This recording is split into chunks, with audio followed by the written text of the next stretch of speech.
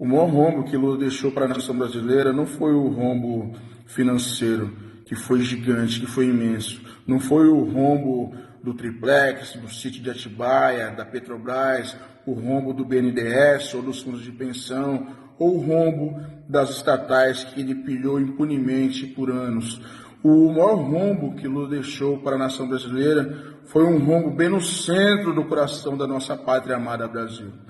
Lula dividiu o povo brasileiro em infinitas classes e frentes de batalha, gerando um prejuízo social e afetivo incalculável, impagável e irreversível a curto prazo. Primeiro, Lula, de posse de um sindicato lá no ABC Paulista, jogou empregados contra seus patrões e passaram a acusar os geradores de emprego de exploradores de seus colaboradores. Vendo que o resultado dessa segregação lhe oferiu algum lucro naquele momento, Lula partiu para o grancismo atroz, segregar para dominar. Então Lula segregou pobres e ricos, fazendo com que pobres passassem a acusar os ricos de terem bens demais, de serem concentradores de renda demais, e estimulou assim a inveja entre classes sociais. Lula segregou pretos e brancos, trazendo os negros para o seu lado e fazendo com que os negros passassem a acusar todos os brancos que não fossem puxa-sacos de Lula de serem racistas. Lula segregou mulheres e homens, fazendo com que mulheres se deformassem e passassem a acusar os homens de serem machistas e tóxicos. A essas mulheres, Lula deu o codinome de mulheres do grelo duro. Depois Lula segregou gays e héteros, fazendo os gays passarem a acusar os héteros de serem homofóbicos e assassinos potenciais de homossexuais.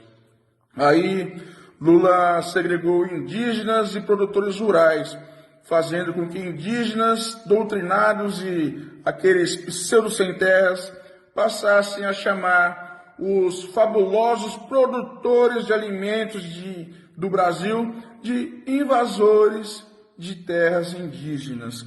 Lula ainda segregou filhos de pais, essa segregação mais cruel e demoníaca desse cidadão chamado Lula, fazendo com que filhos doutrinados nas escolas e universidades passassem a odiar a própria família, chamando seus pais de patriarcado opressor. Não obstante, Lula vem a passos largos segregando céticos e cristãos, acusando cristãos de serem atrasados e bolsomínios, como se torcer para o Brasil dar certo e ter fé em Cristo fosse o pior dos pecados. E não para por aí. Lula aparelhou o poder judiciário, aparelhou as universidades públicas, aparelhou as redações de jornais, comprou a classe artística com recursos da Lei Rouanet, sentou em cima das dívidas tributárias da Rede Globo, que passou a ser um canhão de fake news da esquerda, tomou para si a Constituição Federal e se tornou um ex-criminoso inocente, um inimputável ex-presidiário do dia para a noite, com a anuência lamentável, lastimável do Supremo Tribunal Federal Brasileiro. Mas tem mais. Lula transformou criminosos violentos, assassinos, estupradores, pedófilos e toda sorte e todo tipo de bandido em vítimas da sociedade.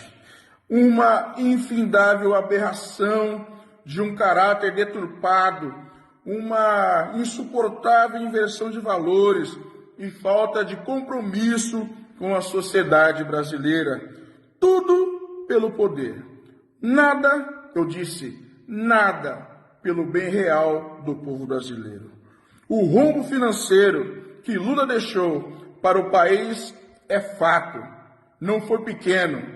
Foi o maior roubo organizado da história da humanidade. E ainda que o STF diga, não foi bem assim, Lula merece um julgamento justo, por isso vamos julgá-lo de novo. Mas o pior de tudo foi o rombo no coração do Brasil, deixado por esse discípulo de Fidel Castro e de Hugo Chávez, que é infinitamente mais difícil de ser revertido, pois o Brasil é uma pátria socialmente esfacelada e espiritualmente em guerra. E o homem culpado de tudo isso se chama Luiz Inácio Lula da Silva e seus asseclas, e seus seguidores, e seus fanáticos sectários. Ou lutamos por liberdade e justiça agora, ou teremos que lutar para conseguir comida na lata do lixo dessa elite comunista amanhã ou em breve, como já acontece em Cuba, na Venezuela, na Argentina e países afins dominados por ditadores, por sacanas comunistas. Muito obrigado.